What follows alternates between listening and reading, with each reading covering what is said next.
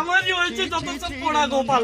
মা বাবা দেখা ছেলেকে যে কেন বিয়ে করলাম না সে সময়ে, বিয়ে যে কেন বিয়ে করতে গেলাম আমি। দেখো গিয়ে লোকটা এখন হয়তো ঘুমিয়ে পড়ে আছে, সকাল থেকে কোনো কাজকর্ম নেই, ওনার ভাই ফরমাস কাটতে হয় স্যার। হ্যাঁ উঠে পড়েছে মহারাজ। আসুন বলুন না কি করতে হবে আপনারা। রেঁধে দে, খাবো, দোকানে তাস খেলতে যাবো। সারাদিন ওই দোকানে তাস খেলতে যাও আর অন্যের বাড়ির মেয়ের পেছনে টাকা।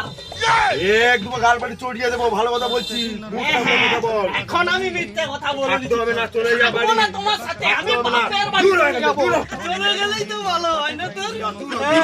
যাচ্ছি যা, বাবাকে বলবি 1000 টাকা পাঠিয়ে দিতে, বসে বসে খাবো, বুঝলি তো? যা দূর হ, দূর হ। আমি তোর বাড়িতে আরে ছেলেটাও হয়েছে, সারাদিন শুধু পরে পরে ঘুমাবে আর মোবাইল দেখবে। সারা রাত শুরু হয়েছে।